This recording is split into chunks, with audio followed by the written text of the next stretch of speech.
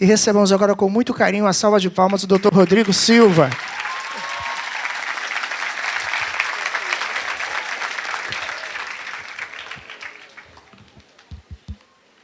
Muito bem, bom dia. Agora, quero cumprimentar a todos que estão assistindo de casa, porque eu sei que está sendo transmitido via internet este momento, e eu fico muito feliz com todos que estão aqui. Só tenho que começar, de maneira talvez um pouco chata, a fazer uma escusa. Eu vou explicar o que é. Eu estava com o pastor Samuel fazendo as contas ali, e a gente não para. Eu estou vindo de uma viagem, eu estava em Minas, cheguei de Minas ontem à noite, dormi aqui, vou dar essa palestra de manhã, daqui eu já pego um voo para São Paulo e imediatamente para a Nigéria. Então, o que acontece? A gente estava fazendo a conta ali no Waze, se eu saísse agora para o aeroporto, que não tem tanto pique, está dando 1h15, 1h20 mais ou menos. Então, o que acontece? Eu vou pedir desculpas antecipadamente a todos, porque eu até falei com alguns, não, depois a gente no final aí tira uma foto, mas eu vou ter que sair realmente terminando aqui, porque senão eu ainda tenho que passar no hotel, pegar minha mala e ir para o aeroporto, senão eu pego. E se eu perder esse voo doméstico, eu perco o voo internacional depois. Eu peço desculpas por isso, viu, pastor Giovanni? Não é estrelismo nem má vontade, mas eu estava com o pastor Samuel fazendo a conta ali no Waze, e eu sou mineiro. Não sei quantos mineiros há aqui, mas mineiro não perde o trem. Muito menos o avião. Tá certo? Mas eu conto com a compreensão de todos, não é má vontade. Agora, nesse momento, eu gostaria de convidá-los, que vamos estar aqui, para nós termos uma aula de teologia. Eu vi o pastor Giovanni mostrou aqui que tem alunos de teologia, tem pastores evangélicos, pastores adventistas, pessoas que não são pastores, são pais de alunos. Presumo que há católicos, evangélicos, pessoas sem religião, alunos. Então vamos ter agora, nesse momento, uma aula sobre o tema mais importante que poderia ser dito, o tema de Deus. Então já começo, pode colocar já no PowerPoint aí a minha... Qual o tamanho de Deus? Eu sei que essa é uma pergunta que pode parecer até infantil para começar uma aula de teologia. Qual o tamanho de Deus? Essa pergunta ela vai desde a escola sabatina, ou escola dominical, ou catecismo, até os mais altos níveis da filosofia metafísica. E quando eu fico perguntando qual o tamanho de Deus, imediatamente eu lembro de um hino, que é um hino universal do cristianismo, que é Quão grande és tu. Então, para começarmos de maneira espiritual, porque nós vamos ver bastante a Bíblia, vamos falar sobre filosofia, em alguns momentos a sua cabeça vai sair uma fumacinha, mas não se assuste, é de propósito, tá bom? Depois, no final, queremos terminar de maneira bem espiritual, falando sobre esse importante tema que é Deus. Esse hino, Quão grande és tu, a história dele que eu quero contar para vocês, só minimiza um pouquinho esse slide aí, isso, do hino.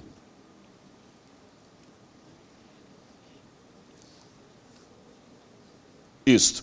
Ele foi composto originalmente por Karl Boberg, mas composto de que maneira?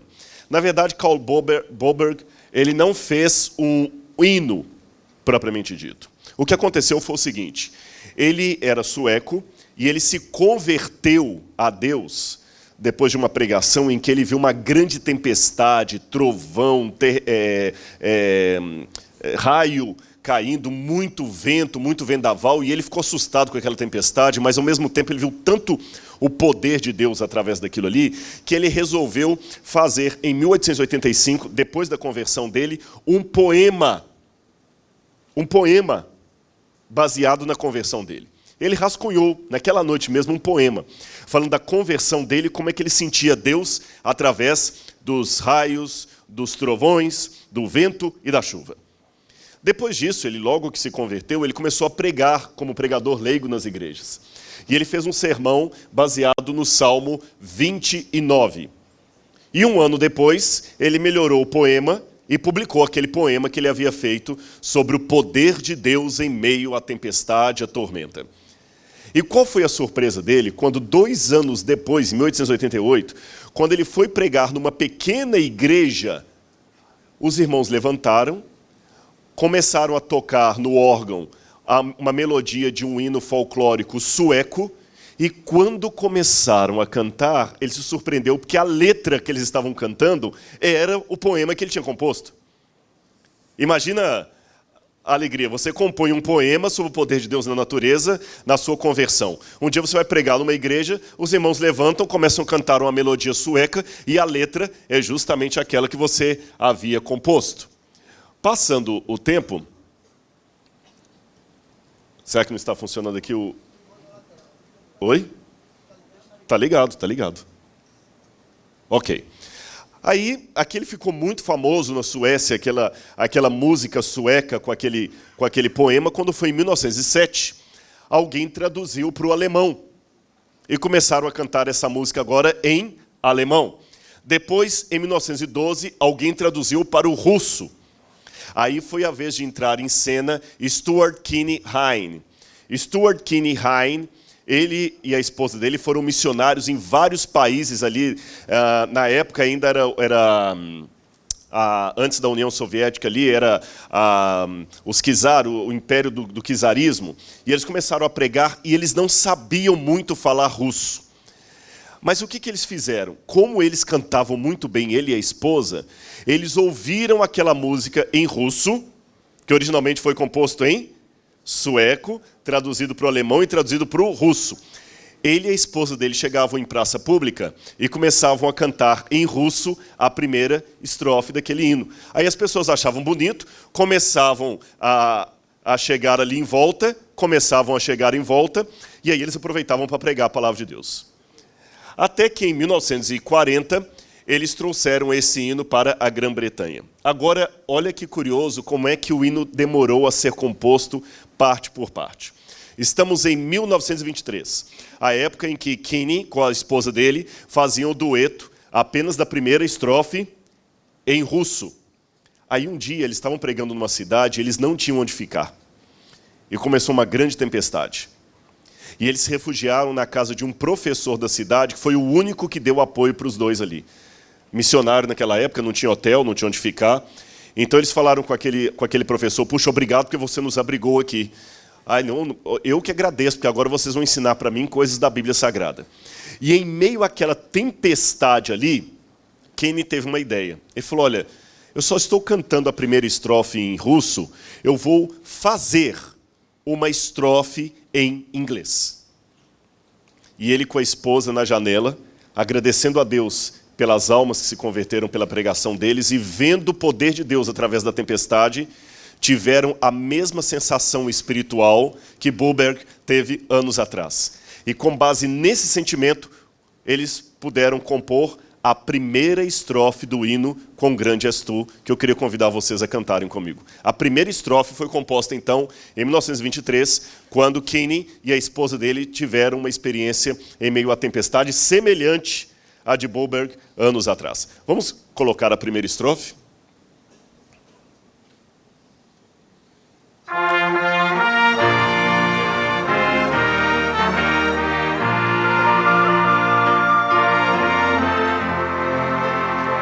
Como há várias letras no cantor cristão, na harpa cristã, nós vamos pegar uma letra aqui para ficar uniformizado. Imagine agora Kinney e a esposa dele vendo a tempestade e tendo a mesma sensação de Boberg. Então eles cantaram. Senhor meu Deus, quando eu maravilhado fico a pensar nas obras de tuas mãos, estrelas mil a cintilar no espaço de teu poder em manifestação. Então minha alma canta-te, Senhor, quão grande és tu. Quão grande és tu. Então minha alma canta-te, Senhor. Quão grande és tu. Quão grande és tu. Vamos interromper. Aí o que acontece? Pode minimizar o quadro aqui. Em 1931, Kinney e a esposa dele estavam preparando vários jovens para a missão. E eles treinavam, e os jovens iam com eles de cidade em cidade pregando. E quando eles passavam por umas fronteiras da Polônia, os jovens naquela época dormiam em barracas ou tendas no meio da floresta. De uma cidade para outra, iam a pé, às vezes no lombo de animais, pregando a palavra de Deus, não dava para pagar dinheiro de ferrovia para todo mundo. Mas ele notava com a esposa dele o ânimo daqueles jovens para pregar a palavra de Deus. Dormindo em colchão, em saco de dormir, no meio do mato, mesmo como se fosse um acampamento, e aqueles jovens felizes ali com a fogueira, e falando das glórias de Deus, das maravilhas de Deus, e ele falou com a esposa dele, puxa, que lindo, né? Em meio a essa natureza aqui, essas montanhas, os vales, eles não reclamam da comida, não reclamam de nada, só querem pregar a palavra de Deus. E a esposa dele falou, é verdade. Você não acha que aquele hino que nós fizemos mereceria uma segunda estrofe sobre o que nós estamos vendo aqui em meio à natureza? Ele falou, é verdade. E ele olhou num canto assim, viu os jovens olhando as estrelas, olhando os vales, as montanhas, preparados para pregar no dia seguinte numa nova cidade. E com base naquela visão ali, ele fez a segunda estrofe do hino em 1931. Vamos colocar a segunda? Se ao Caminhar por campos e florestas, escuto as aves belas a cantar, se estendo o olhar do alto da montanha, e a fonte alegre eu ouço a murmurar,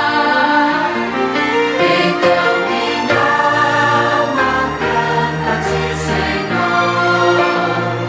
quão grande és tu, quão grande és tu. Então minha alma canta-te, Senhor, quão grande és tu.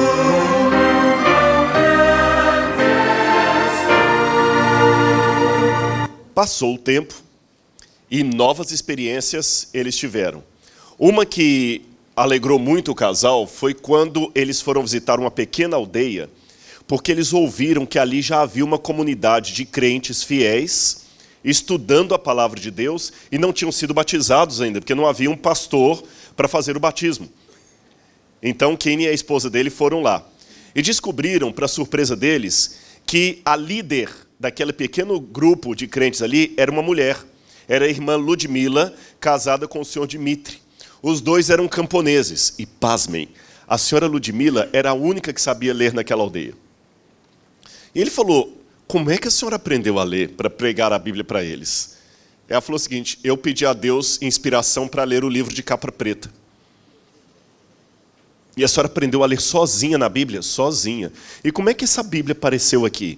Ela falou, quando houve a queda do Império dos Czars, um soldado russo correu, porque os soldados deram debandada, né? Os que eram fiéis ao czar. E um soldado, no desespero, ao sair correndo, deixou cair para trás uma Bíblia. Eu peguei aquela Bíblia, senti que era uma coisa importante aquilo, porque falava de Deus. Ninguém na aldeia sabia ler, então eu orei a Deus e pedi a Deus para me ajudar a juntar as letras e aprender a ler. Falei com meu marido, ele orou comigo, eu aprendi a ler, e a única coisa que eu faço agora é abrir a Bíblia, leio, e o Espírito Santo dá as explicações. E ele perguntou, poxa, e qual foi a primeira mensagem da Bíblia que a senhora leu para o auditório? Sabem qual foi? São João 3,16. Porque Deus amou o mundo de tal maneira que deu o seu Filho unigênito para que todo aquele que nele crê não pereça, mas tenha a vida eterna. Que ele ficou tão emocionado que ele, depois do batismo daquele grupo de crentes, ele entrou no quarto, orou a Deus e sentiu a inspiração para fazer a terceira estrofe, que nós vamos cantar agora.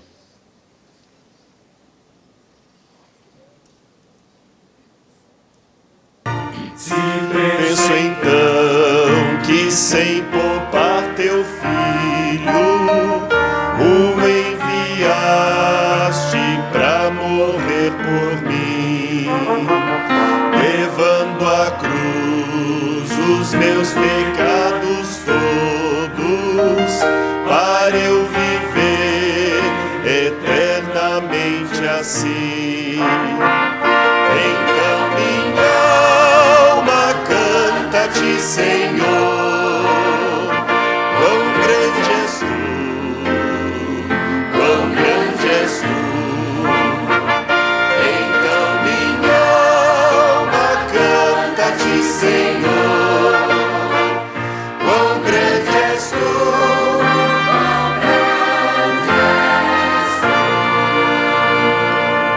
Os anos continuaram passando e Kenny e sua esposa se aposentaram das missões. Se aposentaram, mas isso não significa que deixaram de continuar pregando.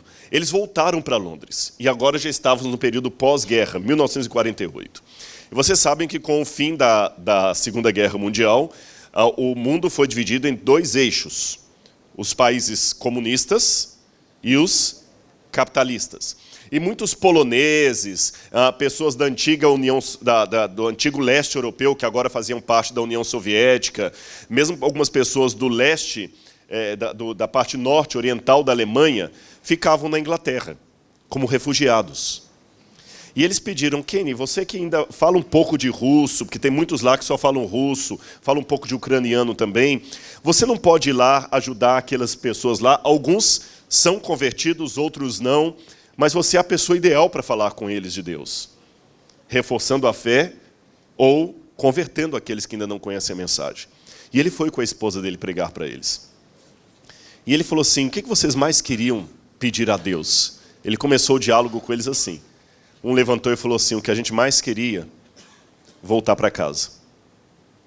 Estamos aqui em Londres, no Reino Unido, mas sabe, a língua não é a nossa. A comida não é a nossa. O tempero não é o nosso. A música não é nossa. Nós estamos querendo voltar para casa. Só isso. Se Jesus viesse agora, a gente pediria para nos levar para casa. Então ele aproveitou aquele sentimento para pregar para eles a questão da volta de Cristo e quando ele vai nos levar ao lar. E já idoso, depois de tudo isso, ele compôs então a última estrofe do hino em 1948, que é a que nós vamos cantar agora. Já vi Jesus em resplendor e glória para levar-me ao lar dos filhos seus, prostrar-me-ei em gratidão infinita e exclamarei: quão grande és tu, meu Deus. Então minha alma canta-te, Senhor. Quão grande és tu, quão grande és tu. Então minha alma canta-te, Senhor. Quão grande és tu,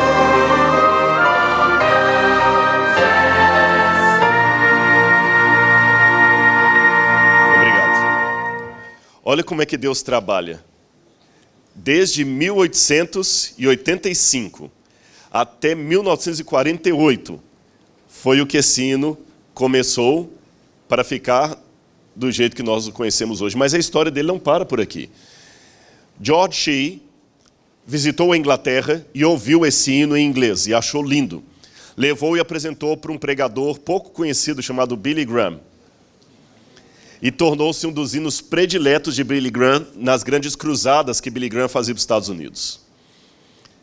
E muitas pessoas se converteram na América pelo hino de Billy Graham. Depois o antigo quarteto Arautos do Rei fez uma versão para ele em português. A harpa cristã também fez, o cantor cristão. A Voz da Profecia, a antiga Voz da Profecia, tinha o programa do pastor Roberto Mendes Rabelo e o quarteto cantava Com Grande És Tu. E na década de 1980, aquele rapaz ali também, na laje de uma casa, contemplando as estrelas, ouvindo a gravação do programa Voz da Profecia sobre as estrelas do céu, ouvia o quarteto cantando Com Grande És Tu e falava: Senhor, ajude-me um dia a pregar essa mensagem. Viu como é que o Espírito de Deus vai soprando? E agora vocês estão aqui recebendo esta mensagem, ou seja, Deus realmente é grandioso. Agora, quando a gente fala quão grande é Deus, por isso que eu comecei dessa maneira assim, um pouco poética, qual é o tamanho de Deus? Nós nos esbarramos com uma problemática que os céticos colocam. Essa problemática ela é apresentada por Xenófanes, que ele dizia que se os bois e cavalos tivessem mãos e pudessem pintar e produzir obras de arte semelhante às dos homens, os cavalos pintariam os deuses sob a forma de cavalos e os bois pintariam os deuses sob a forma de bois. O que Xenófanes queria dizer aqui é que essa questão de divindade é apenas uma reprodução da própria humanidade, é uma extensão dos nossos desejos, das nossas inquietações e tudo mais. Isto é verdade em relação à religião grega, que Xenófanes conhecia, mas não pode ser verdade em relação à revelação bíblica, porque ela é a única que trabalha um conceito que você não consegue ver noutra cultura. Monoteísmo mais criação de tudo o que existe. Isso gera uma visão única de Deus. Como assim? Eu vou explicar para vocês. Quando eu comparo todas as versões antigas sobre a criação do universo e a existência dos deuses, sejam os mitos sumerianos, sejam os mitos egípcios, ugaríticos, ou mesmo até algumas lendas indígenas, mesoamericanas que nós temos, todos eles têm sempre o mesmo formato. Qual é ele? Você tem uma ideia de um universo eterno e autogerado, ou autogerado.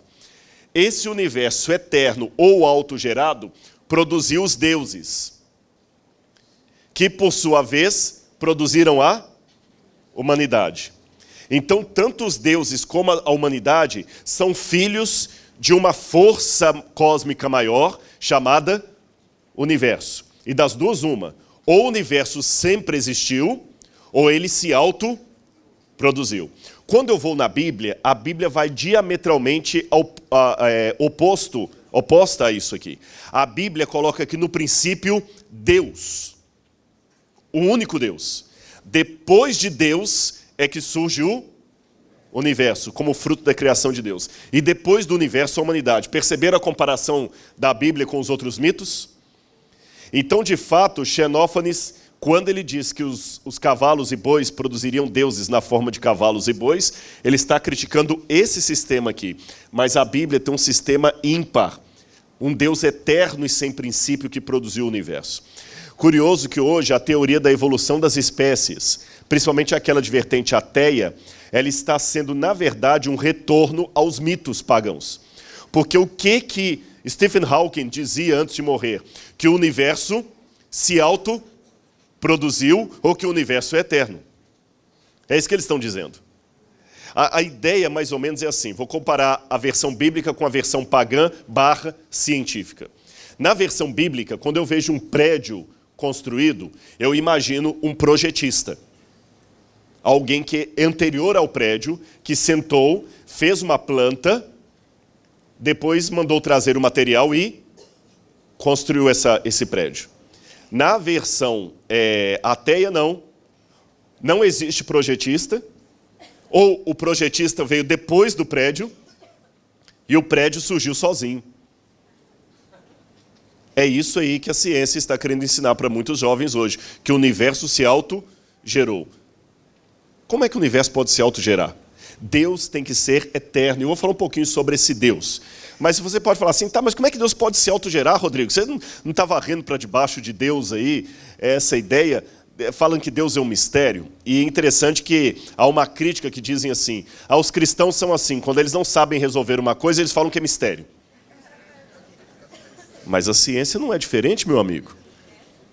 Quando você mostra uma coisa diametralmente oposta ao que os cientistas falam, fala assim, não, isso aqui é um mistério. A mesma coisa. Agora, o que a Bíblia quer dizer quando diz que Deus é um mistério? Deus não é incoerente por ser misterioso. Eu vou explicar para vocês o que é mistério. Mistério não quer dizer algo que seja impossível de acontecer. Mistério é apenas algo que a nossa inteligência não compreende ou não alcança. Mistério não é impossível de acontecer.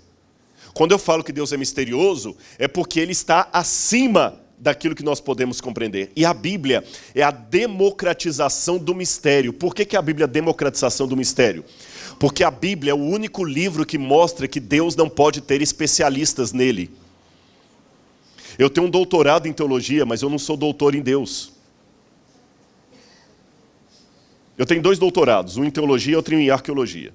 Em arqueologia, eu sou um especialista. Em Deus, não. Perceberam a diferença?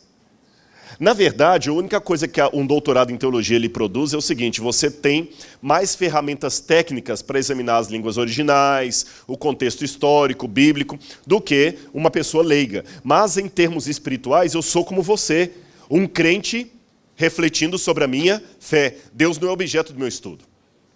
É o paganismo, o gnosticismo, que colocava aquela ideia dos iniciados, que tinham um conhecimento secreto que ninguém sabia. Só eles. A Bíblia não. Ninguém sabe nada de Deus, porque Deus está muito acima do que nós podemos compreender. Como eu falei com vocês, era o gnosticismo que partia para a sofisticação do mistério, os iniciados que sabiam sobre Deus. Agora, tá bom, mas vamos voltar à pergunta que gerou toda essa palestra aqui. Quão grande é Deus? Qual o tamanho de Deus? Como eu falei, é uma pergunta que vem desde a escolinha primária, seja escola sabatina, escola dominical, catecismo, até a física, a metafísica. Na escolinha é fácil, a criança fala assim: professora, qual o tamanho de Deus? Aí a professora fala: Deus é muito grande. E como criança trabalha muito com noção de comparações, fala assim: mas grande como? Deus é maior que a minha casa? Sim, Deus é maior do que a sua casa. E maior do que a cidade? Maior do que a cidade. Maior do que o mundo? Maior do que o mundo. E na física, na metafísica também, na filosofia metafísica, também nós nos perguntamos qual o tamanho de Deus. Mas aí a coisa começa a ficar um pouco mais complicada. Será que existe um espaço que caiba Deus? Para pensar um pouquinho. Eu falei que eu vou pedir só um voto de confiança em vocês. Vai sair uma fumacinha, mas fiquem tranquilos que tudo vai terminar bem. Sabe por que vai sair a fumacinha? Porque é bom a gente colocar o exercício físico, só que para o cérebro, tá bem? E confiem em mim que no final vamos terminar de maneira bem espiritual, mas vou insistir na pergunta. Será que existe um espaço que caiba Deus?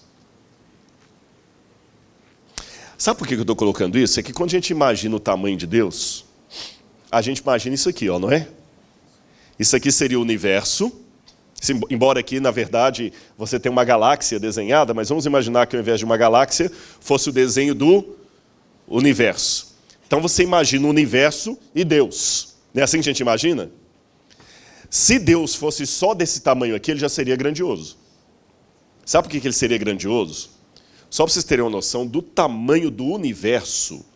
Repito, se Deus fosse isso aqui, ele já seria grandioso. Mas eu acho que Deus ainda é maior do que isso. Por quê que Deus seria grandioso se fosse desse tamanho? Nós sempre imaginamos Deus na forma de dimensão. Por quê? Porque a nossa mente sempre raciocina de modo dimensional. Lembram as 3 dimensões? Altura, largura, profundidade. Aí veio Einstein e falou que tem uma 4ª dimensão, que nós não conseguimos medir cabalmente, mas ela existe. A 4ª dimensão é o tempo. Só que o próprio Einstein dizia que o tempo, quando nós achamos que medimos, é uma ilusão, porque nós não conseguimos captar o tempo. E quer uma prova que a gente não consegue captar o tempo? Quer uma prova aqui agora? O passado existe? Já passou? Não existe, concordam comigo? Então nós não conseguimos pegar o passado, porque ele já se foi. O futuro existe? Existe? Não, não chegou ainda. E o presente? Não, porque a cada nanosegundo o presente já virou passado. Só no movimento, enquanto eu estou falando e andando para cá, cada presente já virou passado. Eu não capto, então por isso que Einstein dizia que o tempo, como nós concebemos, também é uma ilusão. Então ele falou, existe a 4ª dimensão do tempo. Nós sabemos intelectualmente que o tempo existe, mas não conseguimos pegar o tempo. Nós só conseguimos captar mesmo 3 dimensões. Quais são elas? Altura, largura, profundidade. Os físicos chegam a dizer que existem mais de 11 dimensões. Alguns falam até em 21. Mas nós não conseguimos captar nenhuma delas. Como nós só captamos altura, dimensão e profundidade, quando falamos qual o tamanho de Deus, nós automaticamente pensamos nisso aqui. Um Deus com altura, com dimensão e com profundidade. Mas eu repito, será que existe um espaço que caiba a Deus? Porque se existe um espaço que caiba a Deus, é maior do que Deus. E não tem nada maior do que Ele. Se Deus fosse daquele tamanho da foto ali, ele já seria grande. Olha o tamanho do universo. Só para vocês terem uma noção, qual a velocidade da luz? Tem alunos aqui, vamos ver se vocês estão bons de física. 300 mil quilômetros por segundo. Hoje é difícil ter alguém com relógio de ponteiro aí, né? Tem alguém com relógio de ponteiro no auditório? Difícil, né? Então, tem vários aqui. Ninguém com menos de 18 anos, mas... Enquanto o relógio... Vejam bem, qual a velocidade da luz? 300 mil quilômetros por segundo. Preste atenção. Nessa velocidade, enquanto o relógio faz tic-tac, 1 segundo, dava para rodear a Terra 7 vezes. Eu não precisaria sair tão rápido para ir para o aeroporto. Vou repetir. A velocidade da luz, enquanto o relógio fez 1 segundo, dava para rodear a Terra 7 vezes. Não dá para fazer isso nem com o braço. É rápida a luz ou não é? Mesmo sendo tão rápida, se a luz viesse daqui para cá, mesmo a velocidade da luz, eu gastaria 93 bilhões de anos para chegar até o outro extremo do universo. A luz é grande ou não é? É rápido ou não é? Só que aqui o universo é muito maior. Se eu andasse a velocidade da luz, eu gastaria 93 bilhões de anos para percorrer todo o universo. Agora que vem o mais curioso. Esse universo, que eu gastaria 93 bilhões de anos para percorrer a velocidade da luz, equivale a apenas 3% do que existe. Porque 97% é energia ou matéria escura. É mais ou menos assim, eu vou explicar. É como se o universo estivesse deslizando, porque ele está em expansão, sobre a superfície de alguma coisa. Então tem que ter essa superfície. Os astrônomos acreditam que existe essa matéria escura porque conseguem perceber algo que aparenta ser uma gravidade ali. Mas só isso, mais nada. Então, ainda que Deus fosse maior do que isso, ele já seria muito grande. Mas agora eu vou falar com vocês que Deus ainda é muito maior do que o universo, porque não existe um espaço que caiba a Deus. Deus é muito maior do que eu acabei de descrever aqui. Existe uma história, ela é atribuída a Santo Tomás de Aquino, que ele escreveu o livro A Trindade. E conta-se que Santo Tomás de Aquino teve um sonho, quando ele estava escrevendo o livro A Trindade, em que ele estava andando por uma praia, aqui, ó, quando ele viu um menininho com uma concha na mão. Concha, essas conchinhas do mar.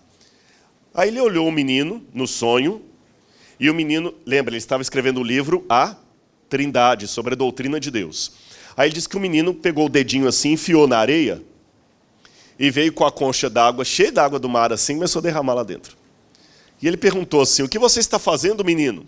Ele falou assim, simples, eu quero com essa concha pegar toda a água do mar e colocar dentro desse buraquinho que eu fiz aqui na areia. Ele falou, mas você nunca vai conseguir com uma concha pegar toda a água do mar e colocar dentro do buraquinho. Eu pensei que dava, porque o senhor está tentando colocar todo o conhecimento de Deus num livro, com uma caneta. Toma.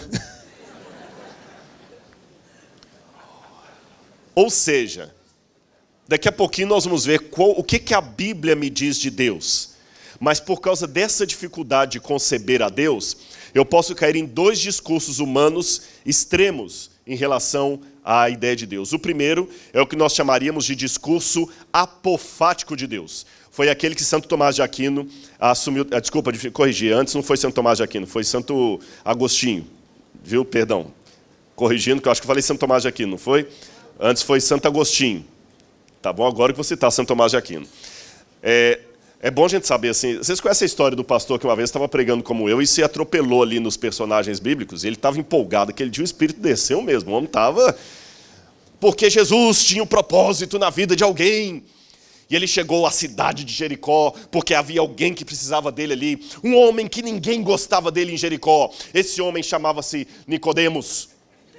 Mas Jesus tinha um propósito para a vida de Nicodemos. Nicodemos era um homem, meus irmãos, como muitos de vocês. Nicodemos era baixinho. Nicodemos era ladrão. As pessoas cuspiam quando Nicodemos passava pelas ruas de Jericó.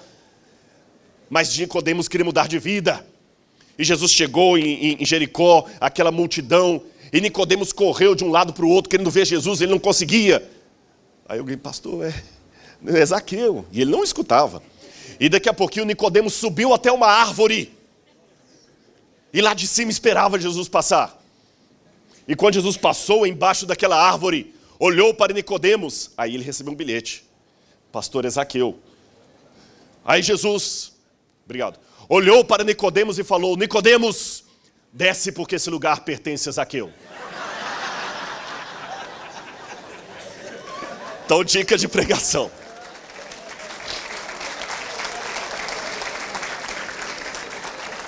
Disto posto, Tomás de Aquino, sai que esse lugar é de Agostinho. Santo Tomás de Aquino propôs, agora é Tomás de Aquino mesmo, um discurso chamado apofático de Deus. O que é o discurso apofático? Apó, em grego, significa o que está longe, distante. Então, o discurso apofático de Deus quer dizer... A única coisa que a teologia falou até hoje é o que Deus não é, porque o que ele é em essência ninguém sabe. Entenderam o ponto? Não podemos falar nada sobre Deus, porque Deus está muito acima do conhecimento humano. É a chamada teologia negativa, discurso apofático de Deus. Mas outros, por outro lado, projetam um discurso catafático de Deus. O que é catar em grego? De acordo com ou baixar para pegar alguma coisa. Tanto é que você não fala que vai catar... Vou catar aqui o... coquinho. O catafático, ele é outro extremo. Ele descreve Deus de uma maneira assim tão pequena, tão detalhada, que parece realmente que Deus é apenas um objeto de estudo. Aí que vem a ideia de doutor em divindade, doutor em Deus, doutor em espiritualidade. Perceberam isso?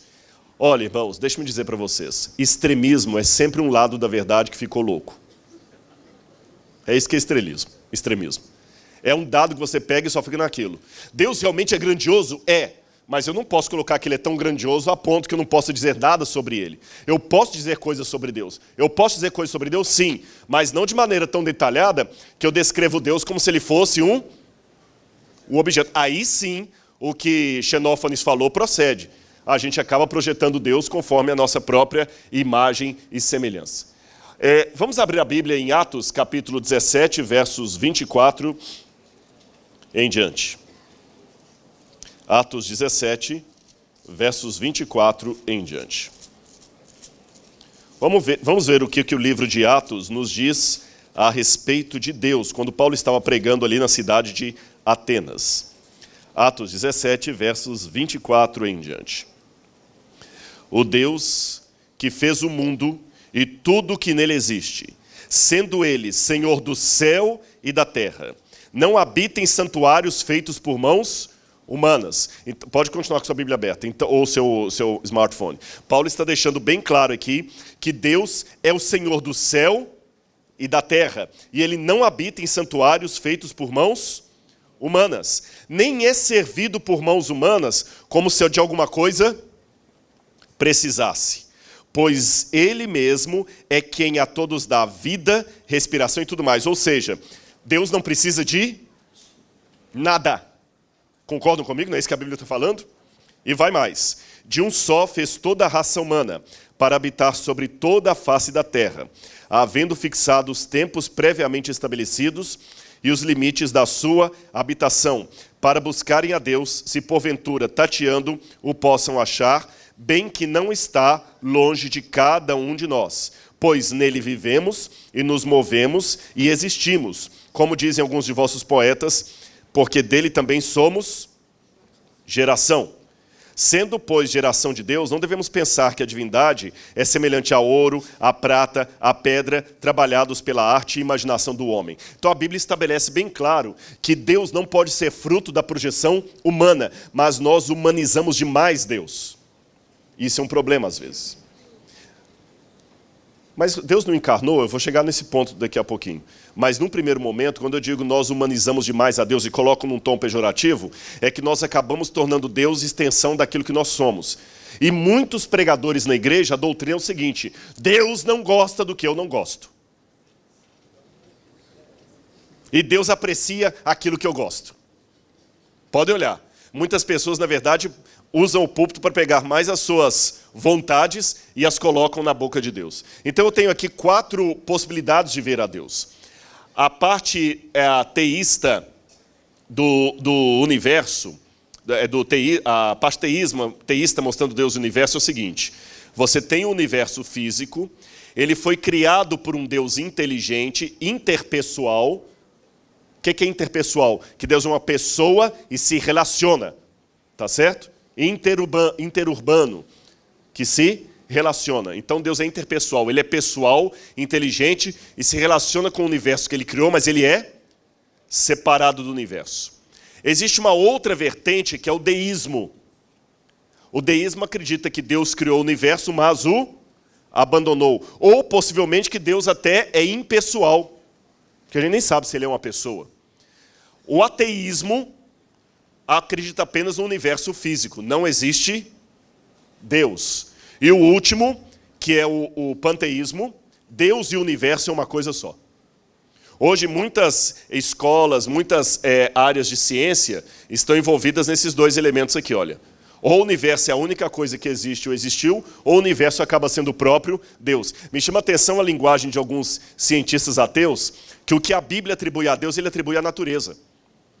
A gente fala o seguinte: Senhor, quão grande és tu, quão grande é a natureza. Porque eles sabem que o ser humano precisa de romantismo. Aí agora falam muito da magia. A magia da natureza, como a natureza é sábia. Como se a natureza fosse um ser inteligente mesmo. O que a Bíblia ensina, afinal, sobre Deus? Já mostramos o texto de Atos. Deus é transcendente. Que palavra é esta, Rodrigo? Notinha de rodapé. Transcendente. Deus transcende. Ele está além de tudo que eu posso imaginar. A Bíblia diz que ele é o criador de tudo. Gênesis 1, verso 1, Salmos 33, verso 6, Jeremias 10, verso 12. Ele transcende a tudo. Ele é o alfa e o ômega, o princípio e o fim. Ninguém é comparável a ele. Ele criou o tempo e o espaço. Isso aqui eu quero chamar a atenção. Se você ler depois com calma 1 Reis capítulo 8, verso 27. Vamos ler só essa passagem? 1 Reis capítulo 8, verso 27. 1 Reis capítulo 8, verso 27. Na minha tradução diz assim: é a oração de Salomão quando estava consagrando o templo. Mas de fato habitaria Deus na terra, eis que os céus e até os céus dos céus não podem te conter, quanto menos esta casa que edifiquei. Lembra a pergunta que eu fiz? Será que existe um espaço que caiba Deus? Qual a resposta bíblica? Pode responder com firmeza? Não. E curioso, será que o tempo também abarca Deus? Não. Porque ele é o alfa e o ômega, o princípio e o fim. Quando eu fecho a Bíblia e vou para os livros de física, eu aprendo uma coisa muito interessante. A teoria mais em voga entre os físicos, aí eu não sou físico, um professor de física explicaria isso melhor do que eu, apenas uma analogia, não uma palestra sobre isso. Os físicos costumam dizer que quando houve o Big Bang, junto com o Big Bang, iniciaram a gravidade, tá certo? O tempo e o espaço. Ou seja, antes do Big Bang, não havia nem tempo, nem espaço. Então o tempo e o espaço começaram. E os físicos me dizem isso. Espera aí, se o tempo e o espaço começaram, então não estou dizendo que Deus é atemporal. Mas o tempo de Deus não pode ser esse tempo que eu procuro medir em passado, presente e futuro. É uma outra categoria de tempo de Deus. Eu não disse que Deus é atemporal. Ficou claro isso para vocês? Mas ele não é preso pela nossa junção de tempo. Eu não tenho mais como voltar ao passado nem adiantar o futuro. Mas Deus não. Deus não está preso a esse tempo. Deus também é onipresente, por quê? Porque Ele criou o espaço. Agora, é difícil para minha mente imaginar isso, porque tudo que eu imagino tem que estar dentro de um espaço e num tempo. Porque a minha visão é dimensional. Por isso que eu posso dizer alguma coisa sobre Deus? Deus é tremendo, diz o Salmo. E João capítulo 4, 24, Jesus fala, porque Deus é Espírito. E ele fala, é interessante que a maneira como Cristo fala da divindade, ele fala, antes que Abraão existisse, eu sou. Eu sou. Constantemente ele é. Deus é absolutamente outro. Quando você vai estudar filosofia, e aqui é bom eu colocar isso, eu falei que ia sair a fumacinha, mas por quê? Muita gente pensa, e eu tenho vendo muitos jovens aqui do ensino médio, que daqui a pouquinho podem estar indo para a faculdade, você pode pegar um professor ateu, um professor que vai ridicularizar a religião, querendo provar para você que esse negócio de Bíblia é bobagem, agora você tem que estudar Foucault, você tem que estudar Diderot, esse pessoal todo é análise do discurso e tal. Eu li todos esses autores aí. Até eu tenho um livro que eu acabei de lançar agora, O Ceticismo da Fé, onde eu trabalho com Nietzsche, com todos esses autores, e mostro como é que mesmo a filosofia deles me leva para a crença. Não creio que esteja. Mas é fácil, na internet, se colocar O Ceticismo da Fé, as grandes livrarias do Brasil têm aí, pode comprar até online.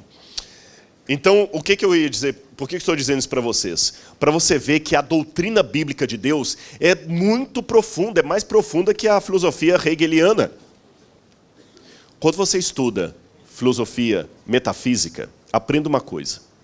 Tudo que você vai descrever na Bíblia, na vida, tudo, 100%, tudo que você vai descrever na Bíblia, você só pode falar destas coisas de 3 modos. Não existe 4. Tudo. Você pode falar por univocidade. O que é predicar de alguma coisa por univocidade? Simples. Eu tenho aqui uma árvore. Eu falo, essa aqui é uma pereira. E a pereira é uma árvore frutífera. Aí eu vou para o lado de cá e eu tenho outra árvore. Eu falo, essa aqui é uma macieira. E a macieira é uma árvore frutífera. Frutífera vale de maneira igual, tanto para um elemento quanto para outro. Isso é falar por univocidade. A característica que vale para um, vale igualmente para o outro. Ok, esta é uma maneira que eu tenho de descrever as coisas que existem. Mas eu também posso falar por equivocidade. O que é equivocidade? É o contrário. É quando eu falo para vocês assim, gente, eu chego em casa e eu tenho um cachorro de estimação que é muito esperto. E a menina chega e fala assim, que cachorro do meu namorado esqueceu o meu aniversário ontem. Aí é equivocidade. Cachorro para mim é um animal de 4 patas. Na fala da menina é um animal de 2 pernas. Perceberam? Isso é falar por equivocidade. E a terceira e última forma que eu tenho de falar de alguma coisa é por analogia. É quando você não tem nada que você possa falar que se equipara àquilo, mas também não é o oposto. É uma analogia, uma comparação tímida. Aprendam uma coisa, que é por isso que muita gente tem dificuldade de entender a doutrina de Deus. Eu nunca posso falar de Deus por univocidade, porque não há nada na natureza que se compare a Deus. Também não posso falar de Deus por equivocidade, porque senão não haveria revelação.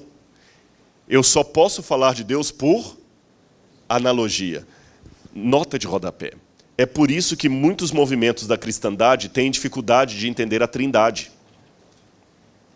Porque eles falam o seguinte, como é que 3 pode ser 1, pode ser 3? É porque ele está pensando em Deus. Só que aprenda uma coisa, o 3 da Trindade não é o 3 da matemática. Porque o 3 da matemática eu posso acrescentar 1 e vira 4. Eu posso tirar 1 e vira 2. O 3 divino não é o 3 da matemática de Pitágoras. Não é um 3 que dá para fazer operação. Não é uma soma que chegou a 3. O 3 da divindade é um 3 único. Quer outro exemplo? Eu amo. Deus ama. Mas Deus não ama como eu amo. Deus é amor, eu não sou amor. Uma vez também alguém que não aceitava a divindade de Cristo falou comigo o seguinte, é simples, você não é filho do seu pai? Ele falou, sou. Então, Jesus também é o filho de Deus. O seu pai não existiu antes de você? Sim. Então, se Jesus é o Filho de Deus, Deus tem que existir antes de Jesus. Simples assim. Eu falei, não, não é simples assim. Porque o meu pai, para me gerar, precisou da minha mãe. E teve relação com ela. Então, qual que é a mulher de Deus aí que deu à luz a Jesus? Então, a paternalidade de Deus em relação a Jesus não é a mesma do seu pai em relação a você.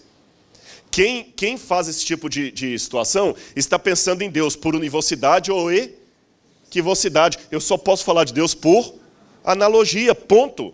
A mesma coisa eu digo àqueles que querem defender a Trindade, falando o seguinte, é simples, como é que 3 podem ser 1? Olha, a água tem estado líquido, sólido e gasoso, 3 em 1. Não, não é assim. Ou como uma irmã lá no Canadá, que uma vez falou para um professor amigo meu, pastor, esse negócio de Trindade, 1, 2, 3, quanto mais melhor. Não é bem por aí. O que mais que a Bíblia me diz sobre Deus? A Bíblia diz que Deus é invisível, incompreensível, incognoscível. Ou seja, você não pode ver Deus, você não pode compreender Deus, você não pode conhecer a Deus. Querem exemplos? Evangelho de João, capítulo 1, verso 18. Evangelho de João, capítulo 1, verso 18. Evangelho de João, capítulo 1, verso 18. Todos viram a Deus. Está certa a leitura? Aí ninguém? Deixa eu ver. É verdade. Ninguém jamais viu a Deus. O Deus unigênito que está no seio do Pai que o revelou. 1 Timóteo capítulo 1, verso 17. 1 Timóteo capítulo 1, verso 17. 1 Timóteo capítulo 1, verso 17. Assim, ao Rei eterno, imortal, invisível, Deus único, honra, glória pelos séculos dos séculos. Invisível. 1 Timóteo 6,16. Olha como é que a carta termina. O único que possui imortalidade, que habita em luz inacessível, a quem homem algum jamais viu, nem é capaz de ver. Mas alguém pode perguntar, mas Rodrigo, vem cá, no Antigo Testamento, Moisés diz que viu a Deus face a face. Panim lepanim, em hebraico. Como é que explica isso? Expressão idiomática. A gente, às vezes, não presta atenção na expressão idiomática da Bíblia. Quando eu falo com vocês, gente, desculpem-me, eu estou morto de cansado. Significa que eu estou realmente morto? Que eu virei defunto? Que defunto agora cansa? Isso é uma expressão idiomática. Sabe o que significa face a face em hebraico? Intimidade, não necessariamente ver o rosto um do outro. Que é a prova que Moisés não viu a Deus face a face? Olha, em Êxodo capítulo 33, versos 9 a 11, ele fala que conversava com Deus face a face. Mas quando você vai no verso 20, 33, verso 20, Deus fala com Moisés assim, não me verás o rosto, porque nenhum homem pode me ver o rosto e sobreviver. Então, todas as vezes que Pai aparecia no Antigo Testamento, essa era uma visão mediada por Jesus Cristo. O próprio Novo Testamento vai dizer que a nuvem que conduzia o povo no Israel, que era Cristo. Não posso falar de Deus por univocidade, nem por equivocidade, apenas por analogia. Mas aí eu tenho um problema. Aí eu tenho um problema. Eu preciso mais do que uma analogia de Deus. Eu preciso conhecer a Deus intimamente. João 17, verso 3. A vida eterna é esta, que te conheçam a ti, Deus único e verdadeiro, e a Jesus Cristo, a quem enviaste. Como é que eu posso conhecer a Deus se Deus é incompreensível?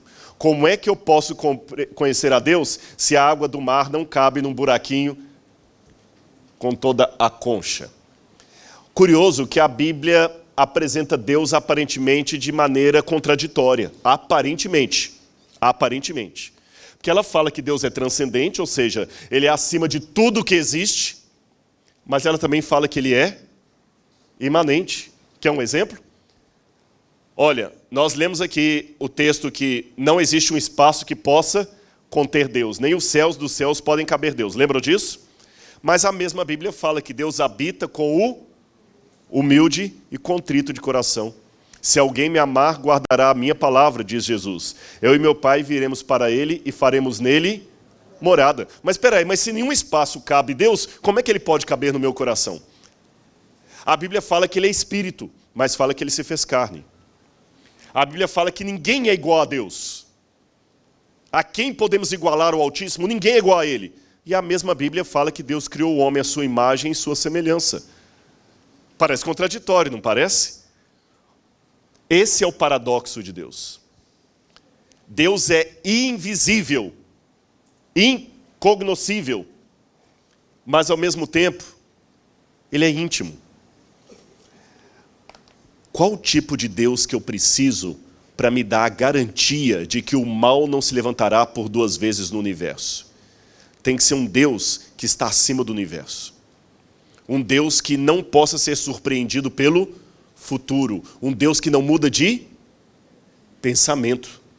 Não pode ser um Deus que tem uma criptonita que possa destruí-lo. Se Deus fosse poderoso como o super-homem, eu teria um problema. Porque vai que a criptonita cai nas mãos do diabo. Não é verdade? Concordam comigo? Se Deus tivesse uma criptonita que pudesse acabar com Deus, e ela caísse nas mãos do poder das trevas, então o Deus que eu creio, que a Bíblia apresenta, ele não pode ter pontos fracos. Ele não pode duelar com a vontade dele. Ele não pode ficar carente, ele não pode ser tentado pelo mal. Porque por melhor que o motorista seja, ele pode cometer uma falha, Deus não pode. Mas ao mesmo tempo que eu preciso de um Deus assim, eu preciso de um Deus que eu possa abraçar. Quando você está no momento mais triste da sua vida, o que você mais gostaria? O colo de Deus. O que eu vou falar no primeiro momento parece contraditório. Eu creio num Deus que a Bíblia fala que ele não muda, mas ainda assim na minha oração eu imploro para ele que mude o pensamento dele, como Abraão. Senhor, se houver 10 naquela cidade, o Senhor desiste de destruir a cidade? Aliás, falando em oração, como pode um Deus onisciente sinceramente perguntar? Quando Deus me faz uma pergunta, como é que ela pode ser honesta se ele sabe tudo? Adão, onde estás? E alguém falou assim, não, mas na verdade Deus sabe, Deus pergunta só para... Então Deus está fazendo teatro comigo? Eu não quero alguém que faça um teatro. Eu quero um Deus que seja íntimo de mim, um Deus que possa rir das minhas piadas, pegar na minha mão, me abraçar, que eu possa contar uma coisa para ele que ele não saiba. Senão não tem relação, gente. O que é amizade? O que é relação? Não é você chegar do trabalho e contar para alguém que você ama e que você gosta o que aconteceu durante o dia? Imagine você chegar na sua casa, quer contar para a pessoa que você ama lá como foi o seu dia, ele já sabe tudo. Não tem graça. Dá para conviver com uma pessoa assim? Como é que Deus pode ir comigo se ele já está em toda parte? Ou seja, a minha natureza pede um Deus paradoxal. Concordam ou não? Ele é infinito, mas eu quero abraçá-lo. Ele sabe tudo, mas eu quero surpreendê-lo. Eu quero que ele me pergunte. O que Paulo falou lá em Atos? Ele não precisa de nada, mas eu quero que ele precise de mim. Eu quero que ele sinta saudade de mim. Eu quero que ele me ame. Eu quero que ele fique na fossa se eu não for para o céu. É verdade. Porque senão parece que Deus não te corresponde um amor. Como é que a Bíblia resolve isso? Gostaram da palestra? Vamos terminar agora e ir embora? Eu pensei que estava cansativo. Vou falar com vocês como? Através do paradoxo. E aprendam uma coisa e de novo vou pedir licença para repetir a questão da Trindade. Paradoxo e contradição não são a mesma coisa. Contradição é um defeito na linguagem e na argumentação. Contradição é o seguinte, eu acabei de dizer que eu estou indo para São Paulo e de São Paulo eu vou para Nigéria. Aí daqui a pouco eu falo assim que eu vou para São Paulo e de São Paulo eu vou para Belo Horizonte. Isso é uma contradição. Você disse que é para Nigéria, agora vai para Belo Horizonte. Isso é uma contradição. O paradoxo não é uma contradição. O paradoxo é uma realidade oposta, mas possível de acontecer. Por exemplo, é a mesma luz que uma substância endurece e a outra derrete. Vou mostrar na prática o que é um paradoxo. Olha aquela foto ali. Isso não é uma contradição. Isso é um paradoxo. E eu posso provar para vocês que o paradoxo é lógico. Posso fazer 2 exercícios mentais com vocês? Roda esse slide aí. É uma bailarina. E eu vou perguntar para vocês. Preste atenção se essa bailarina está rodando no sentido horário ou no sentido anti-horário. Tá bem? Ela está rodando para lá ou rodando para cá? Vamos lá, vamos ler. Para que lado a bailarina está rodando? Horário? Quantos acham que ela está rodando em sentido horário? Levante a mão. Quantos acham que ela está em sentido anti-horário? Opa, tem vários que são anti-horário. Ela está indo para lá ou para cá? Os dois? Mudou? Já vou antecipar dizendo que não tem truque. A bailarina não estou mudando o vídeo ali. Ela só está rodando para um lado. Para lá ou para cá?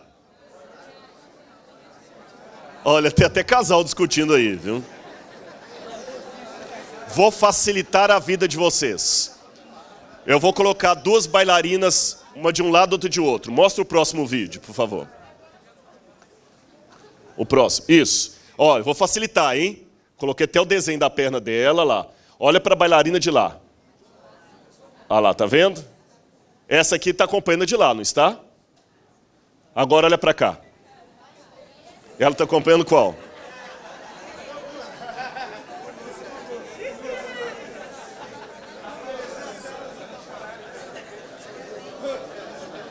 Obrigado. Sabem por que eu mostrei esse exercício aqui? Para mostrar para vocês que contradição e paradoxo não são a mesma coisa. Essa bailarina é um paradoxo, não é uma contradição. Mas por que é um paradoxo? Porque uns viram para um lado, outros viram para o outro. É simples. Depende de que lado da mente você está raciocinando. Se você está raciocinando com a parte direita da sua mente, você vai ver a bailarina rodando para um lado. Se você visualiza com a parte esquerda, você vai ver a bailarina virando para o outro lado. Hã? Porque você ficava transitando de um lado para o outro do cérebro. É verdade, é verdade. Transita de um lado para o outro e você vai ver a bailarina. Repito, isto não é contradição, isto é paradoxo. Então explique para um ateu o que é paradoxo quando ele fizer aquela perguntinha capciosa para você. Deus é capaz de criar uma pedra que nem ele possa carregar? Já viram essa pergunta? Deus é capaz de criar uma pedra que nem ele possa carregar? Dei checkmate no cristianismo. Não deu nada. Se você entender o que é paradoxo, você pode responder que Deus é capaz de carregar uma pedra, de criar uma pedra que nem ele possa carregar e carregar depois. Depende de que lado você está raciocinando. E é com essa mesma ideia do paradoxo que eu vou explicar para vocês como é que Deus pode abarcar tanto a plenitude como a intimidade dele. Vocês sabem que mesmo no mundo da matemática isso deu um nó. Kurt Gödel, ele queimou o fusível dos matemáticos no início do século XX, porque todo mundo estava pensando que bastava você agora resolver uns 20 e poucos problemas da matemática e todo o restante dos mistérios da ciência via linguagem matemática estariam solucionados. Até que Gödel mostrou o teorema da incompletude. Ele mostrou que enquanto estivermos nesse universo, haverá muitas coisas que nós não conseguiremos abarcar, porque para abarcá-las eu tenho que estar fora desse sistema. Seria mais ou menos assim. Depois você vai ter Wittgenstein, que vai pegar isso aí e vai falar que o sentido de um objeto fechado está sempre fora dele. É simples. Sabe o livro de física? Se você fosse um ácaro morando dentro do livro de física, você leria todas aquelas fórmulas da física ali, mas você nunca teria como comprová-las, porque só do lado de fora do livro de física é que aquelas experiências se comprovam. Dentro do livro, ele apenas mostra uma realidade que você não pode comprovar dentro das páginas, porque você está limitado dentro do livro. Sempre o sentido de um sistema fechado está fora dele. Aí que vem o checkmate para o ateísmo. Se o universo é tudo o que existe e estou fechado dentro dele, então o sentido do universo tem que estar fora do universo. Por isso que o universo não pode ser Deus. Então, das duas, uma. Ou o universo não tem sentido, ou ele tem um sentido que está fora dele. Algo que produziu o universo que não é o próprio universo. Algo que a Bíblia chama de Deus. E é por isso que eu nunca vou conseguir provar Deus com equações, com matemáticas. Porque eu estou preso dentro do livro. Eu posso apenas anunciar Deus, mas nunca prová-lo. Comprová-lo. Porque para comprovar, eu teria que estar na mesma mente de Deus. Entenderam isso? É o teorema da incompletude de Gödel. Seria mais ou menos como se eu falasse assim, simplificando. Estou mentindo agora. Isso é verdade ou mentira? Perceberam a frase? Estou mentindo agora. Isso é verdade ou mentira? Você nunca consegue resolver isso? Agora, Cristo resolve o paradoxo. De que maneira? Vamos começar a responder as perguntas. Como pode Deus fazer o homem à sua imagem e semelhança se Deus é inimitável? Se não há ninguém semelhante a Deus. Simples.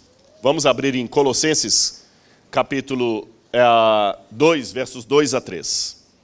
Colossenses, capítulo 2, versículos 2 a 3. Para que o coração deles seja confortado e vinculado juntamente em amor, e eles tenham toda a riqueza da forte convicção do entendimento para compreenderem plenamente o mistério de Deus, vírgula, quem? Cristo, em quem todos os tesouros da sabedoria e do conhecimento estão ocultos. Então Cristo desvenda o mistério de Deus. E vou mais além. Colossenses capítulo 1, verso 15, vai falar que Cristo é a imagem de Deus. Diz aqui, olha, porque Ele é a imagem do Deus invisível. Cristo é a imagem de Deus. Então, como é que Deus criou o homem à sua imagem conforme a sua semelhança? Porque Cristo já assumiu desde a criação uma forma visual de Deus. Perceberam? Cristo é a revelação da divindade. Por isso que sem Cristo, tem a faculdade de teologia aí, não adianta estudar teologia. Porque nós só conseguimos compreender a divindade através da revelação que Cristo faz da divindade. Você não tem como conhecer a divindade senão através de Cristo. Agora, o curioso é o seguinte, por isso que ele é o Logos de Deus. E por isso que Cristo parece tão pequeno. Porque aí que vem o detalhe. Lutero dizia que os homens usam a máscara para esconder o rosto deles. Deus, ao contrário, usa uma máscara para se revelar. Porque a maneira de Deus se mostrar é se ocultando. Imagina que eu estou falando com você e tem um holofote muito grande aqui atrás de mim. Por mais que você queira me ver, a luz não deixa. Aí o que eu tenho que pedir? Para o pessoal, desliga o holofote um pouquinho, aí você vai poder me ver. Então aí que está. Cristo é Deus com o rosto. Deus de uma maneira compreensível. E quanto custou a Cristo assumir essa forma revelada de Deus? Aí que vem a questão. Eu coloquei de propósito aqui Hebreus capítulo 1, verso 1 em grego, não para mascarar, é porque aqui eu preciso de em grego mesmo. Você conhece o texto em português. Hebreus 1, verso 11 diz, Hebreus 1, verso 1. Havendo Deus outrora falado de muitas maneiras aos pais pelos profetas, nos últimos dias nos falou pelo Filho. mesmo quem não sabe grego pode perceber que o que está escrito aqui é igualzinho de baixo, só que está faltando uma parte aqui que eu coloquei em interrogação. Polímeros kai polítropos, de muitas maneiras e de muitas formas, aos antigos, palai, roteus, lalessas, Deus falou, tois, patracin, falou aos pais, em tois, profetais, através dos profetas. Ep reus tu, ton remeron, nos últimos dias, tuton elalesen rimim, nos últimos dias, porém, falou a nós en ruio, no Filho. O que você percebe no original grego? Deus falou aos pais por meio dos profetas. Mas nos últimos dias nos falou no Filho, não por meio do Filho. A diferença é que Cristo não é um profeta inspirado por Deus. Cristo é Deus falando em forma filial, em forma humana. Percebeu? E aqui que é o mais lindo, porque por mais que eu disse para vocês no início dessa palestra, que eu só posso falar de Deus por analogia, eu preciso mais do que uma analogia de Deus. Eu preciso de um conhecimento íntimo e pessoal de Deus. Portanto, Cristo, ele é a encarnação de Deus em forma humana. E o que eu saberia de Deus sem Cristo? A mesma coisa que eu saberia de um quadro anônimo. O máximo que eu posso falar desse quadro é que o pintor pinta bem, que ele sabe usar bem os matizes, que ele tem noção de profundidade, mas não dá para falar sem conhecer a assinatura e a história do autor, se quem pintou aquele quadro é um sujeito que poderia deixar com as crianças ou seria um pedófilo. Porque loucos também produzem obra de arte. Hitler era pintor, vegetariano e gostava de cachorro. Eu não sei, há controvérsias, viu? Perceberam? Um psicopata preso no corredor da morte, numa prisão americana, consegue produzir até um poema. Então, apenas um quadro pintado sem uma assinatura não me diz muita coisa. Cristo é não apenas a assinatura do autor, mas a história do autor. Cristo é a história de Deus. Tá certo? A natureza revela as obras de Deus, mas ela não conta a história de Deus. Em Cristo eu conto a história de Deus. Por isso que, ao contrário do que alguns pensam, eu não vou ficar alienado com uma mariposa rodando ao redor da luz, pensando que a luz está ali por conta dela. Cristo me mostra que realmente tem um propósito na minha vida. Agora, quanto custou? Bem, já que eu falei de quadro, um bom artista precisa ser vulnerável para transmitir sensibilidade através da sua arte. Se não somos vulneráveis, não podemos ser heróis. Então o que Deus fez? Deus assumiu uma vulnerabilidade. Qual é? Ele pode ser rejeitado. E depois que pecamos, ele assumiu a nossa natureza. Aqui eu faço uma teologia um pouco diferente da de Calvino. Eu acredito que a graça de Deus pode ser rejeitada. É a minha visão. Eu acredito que Deus não tem pontos fracos, mas ele assumiu uma vulnerabilidade quando ele criou um ser humano livre, porque nós podemos rejeitá-lo. E vou mais. Como pode um Deus eterno sinceramente morrer? Porque aqui eu tenho um problema. Se eu falar que Cristo morreu de verdade, eu falo que Deus pode morrer. Se eu falo que Cristo morreu de mentirinha, então não teve sacrifício na cruz do Calvário.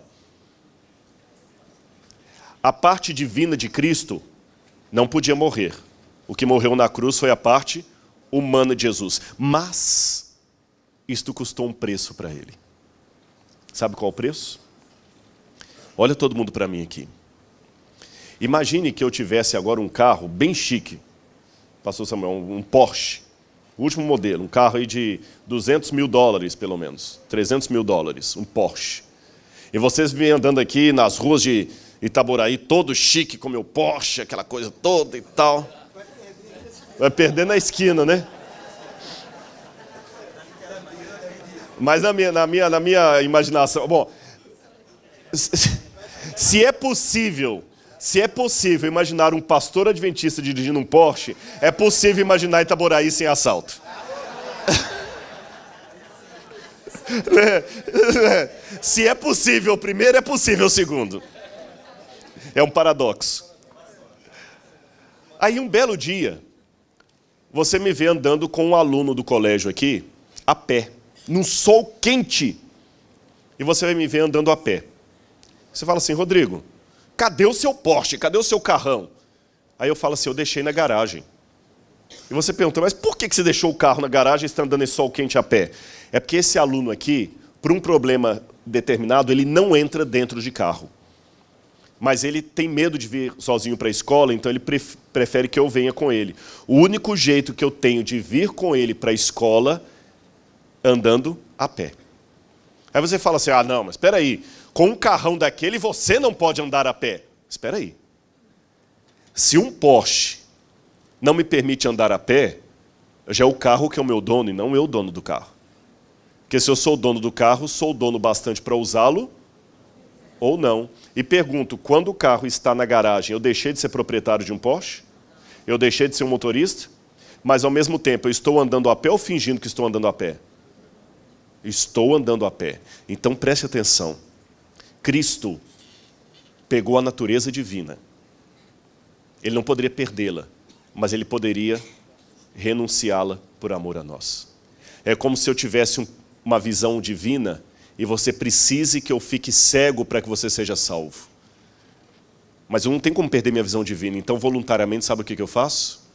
Eu fecho o meu olho.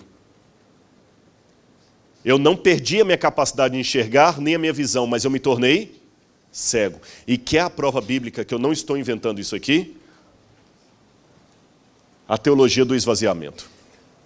Abram comigo a Bíblia em Filipenses, capítulo 2, versículos 5 a 11.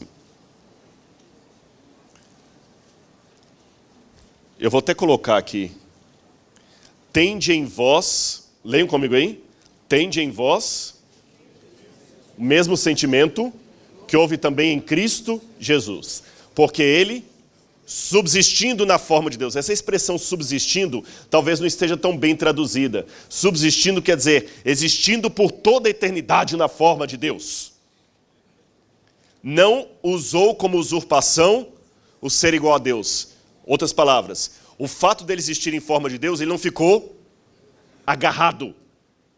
Antes ele se esvaziou, kenosis em grego, ele se esvaziou. Então vou descer, se ele esvaziou, assumindo a forma de... Como é que está na sua Bíblia aí? Servo. E depois que ele assumiu a forma de servo, ele parou por aí? Ele se esvaziou mais ainda, assumiu a semelhança de homem. E depois que ele assumiu a semelhança de homem, ele esvaziou mais ainda. O que fala a Bíblia? Humilhou-se a si mesmo a ponto de morrer morte e morte de cruz. E o que aconteceu depois? Olha lá o movimento descendente, olha lá, olha. Ele existia divinamente como Deus, ele é Deus, mas ele foi se humilhando, se esvaziando, até assumir a morte e morte de cruz. Depois que ele assumiu a morte de cruz, o que continua dizendo a Bíblia? Um pouquinho. Deus o exaltou sobremaneira. Então ele subiu o degrau. Para quê? Para que ao nome de Jesus se dobre todo joelho, no céu, na terra e debaixo da terra. Deus deu um nome acima de todo nome. Mas espera um pouco. Eu admito que essa leitura pode ter um problema para quem não aceita a divindade de Cristo. Sabe qual? Se ele era Deus nessa condição aqui, para que o Pai teve que exaltá-lo e dar um nome para ele acima de todo nome? Não faz sentido. Seria a mesma coisa de eu trazer um médico aqui agora que já tem o CRM, Dr. Luiz Carlos. Ele tem o CRM, médico, ginecologista. Aí agora vocês trazem esse médico até a frente aqui e falam, gente, agora que o Colégio Adventista de Itaboraí vai dar um título honoris causa de médico para o Dr. Luiz Carlos. Faz sentido isso? Você vai dar um título honorífico para quem já tem o CRM? Não faz sentido. Se Cristo era Deus, Para que ele precisaria ter um nome acima de todos, dado pelo Pai? Aqui que vem o ponto. Em primeiro lugar, nessa condição, Cristo era Deus por natureza. Mas quando ele abriu mão, se esvaziou dos seus atributos divinos para se tornar homem e voltou para o céu, ele mostrou que ele não é apenas Deus por natureza, mas por honra ao mérito. Ele é Deus e merece ser Deus. Se existisse eleição para Deus no universo, o único compatível com o cargo era Jesus. Porque ele provou, pelo seu caráter, que ele não é Deus apenas porque ele tem o poder sobre o universo. Ele é Deus porque ele tem o caráter de Deus, ele tem a mente de Deus. Entende? Porque é fácil ser general quando você tem um exército na sua retaguarda. Difícil é continuar tendo a patente, mesmo sozinho com uma espada na mão. E ele não luta, agora eu vou falar uma coisa que parece blasfêmia, mas não é. Deus não luta com o mal usando os poderes de Deus. Simples. A gente não está em meio ao grande conflito entre o bem e o mal? Se Deus lutasse como Deus, haveria luta? Não tinha. O próprio fato de ter um conflito significa que ele não está lutando como Deus no sentido do poder. O que ele está usando para derrotar o diabo é o caráter dele. Quando ele fala o seguinte, pelo poder de Jesus, não é o poder, o raio que desce ali e fulmina, é o caráter dele que destrói o mal. Porque se ele usasse o poder dele, nem teria luta. O fato de ter luta significa que ele está lutando com o caráter dele. Por isso que ele, na carne, venceu o mal. Agora mais uma questão. Ele não perdeu a divindade dele. Mas João 1,14 diz que o verbo se fez carne e habitou no meio de nós. Eu vou colocar uma coisinha aqui, não esqueçam, porque eu vou precisar dessa informação agora no final da palestra. Essa expressão se fez carne, no grego, eskenoo, significa que ele fez a sua tenda, o seu tabernáculo, o seu santuário no nosso meio. Lembra lá no Antigo Testamento, quando Deus falou assim, e me farão um santuário para que eu possa habitar no meio deles? O correspondente grego para isso é o que está no Evangelho de João, porque o verbo fez o seu tabernáculo e habitou no nosso meio. Tá bem? Agora, quando ele foi para o céu, será que ele voltou à condição anterior? Qual tipo de morte Cristo deveria enfrentar por nós? Hebreus capítulo 2, verso 9. Hebreus capítulo 2, verso 9. Amaste a justiça e odiaste a iniquidade. Por isso, Deus, o teu Deus, te ungiu com... 2 verso 9. Li errado. Vemos, porém, todavia, aquele que por um pouco, tendo sido feito menor que os anjos, Jesus, por causa do sofrimento da morte, foi coroado de glória e honra, para que, pela graça de Deus, provasse a morte por todo homem. Cristo, então, teve a morte eterna, a mesma morte do lago de fogo e enxofre. Aqueles que no Apocalipse vão enfrentar o lago de fogo e enxofre, o farão porque não aceitaram o sacrifício de Cristo, porque ele enfrentou a morte para que ninguém precisasse enfrentar a morte. Agora, como é que um Deus eterno pode sinceramente morrer? O preço era a morte eterna. Por isso que fala, pela morte que ele enfrentou, o Pai teve que lhe dar um nome.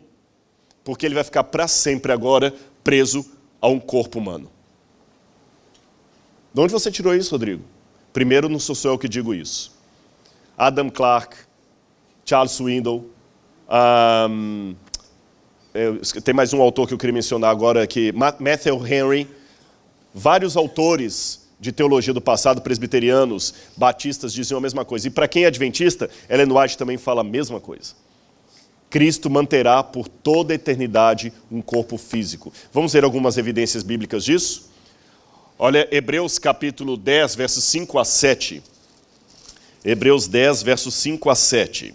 Diz, por isso ao entrar no mundo diz, sacrifício e oferta não quiseste, antes um corpo me formaste. não te deleitaste com holocaustos e ofertas de pecado. Então eu lhe disse: eis que aqui estou, no rolo do livro está escrito a meu respeito, para fazer, ó Deus, a tua vontade. Depois de dizer, como acima, sacrifícios e ofertas não quiseste, nem holocaustos e oblações pelo pecado, nem com isto te deleitaste, coisa que se oferecem segundo a lei. Então acrescentou: eis que aqui estou para fazer, ó Deus, a tua vontade. Remove o primeiro para estabelecer o segundo. Colossenses 2, verso 9. Colossenses 2, verso 9. Diz assim: porquanto nele habita espiritualmente toda a plenitude da divindade. Está certo? Está certo, como eu li? Nele habita corporalmente toda a plenitude da divindade. Hebreus 1, verso 2 diz que ele foi feito herdeiro do universo, sacerdote para sempre. O sacerdote de Cristo continua mesmo depois que o pecado for extirpado. Mas para que sacerdote se não tem mais pecado? Prestaram atenção no que eu quero perguntar? Porque o sacerdote é um mediador entre o pecador e Deus. Mas quando o pecado for tirado da terra, para que sacerdócio? É porque esse foi o preço eterno que ele pagou. Será sacerdote para sempre. Para sempre.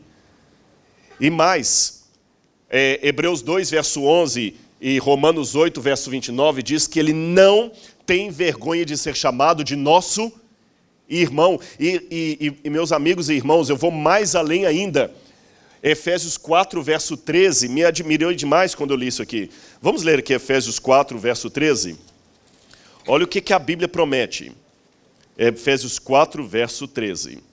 Até que todos cheguemos à unidade de fé e do pleno conhecimento do Filho de Deus e perfeita varonilidade, à medida da estatura da plenitude de Cristo. E nós vamos atingir a medida de Cristo.